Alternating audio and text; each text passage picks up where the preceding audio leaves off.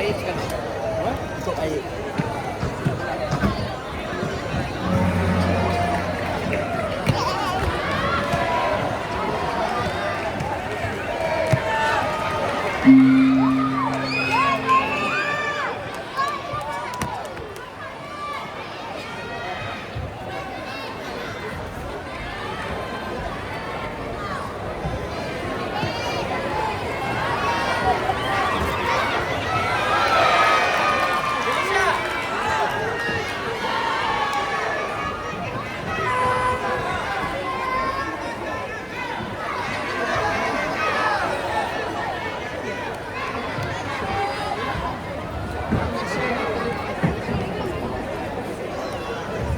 Pengesahan kedatangan drop verification Sileko Shin Sapuan.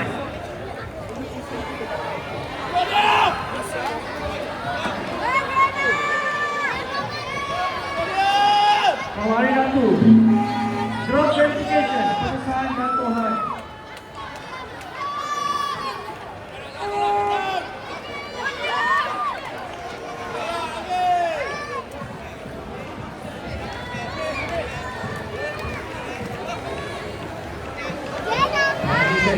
Red Bull.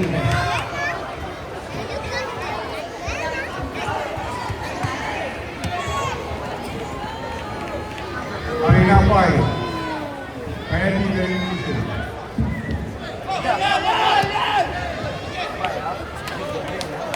Arena 4, penalty for light violation.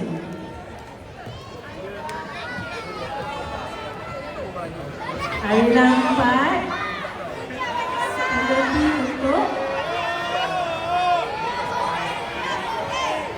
pelanggaran ringan.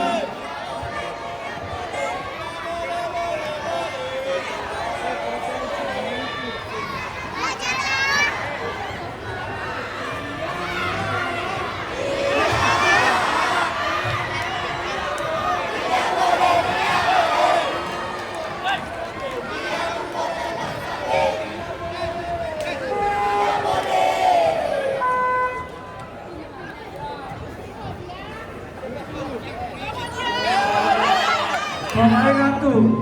Drop verification pengesahan jatuhan. No violation.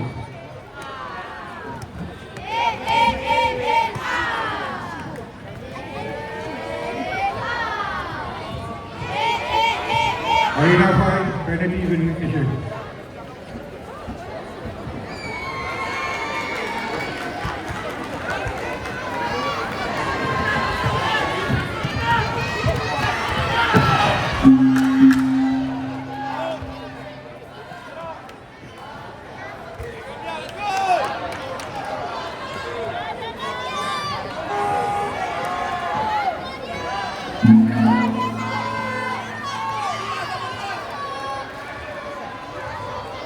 Next result for Arena 4. This match is won by New Zealand in the blue corner with the RSC.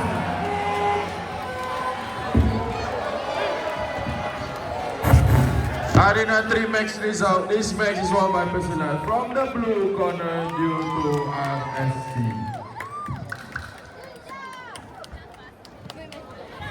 Calling for all watching injuries.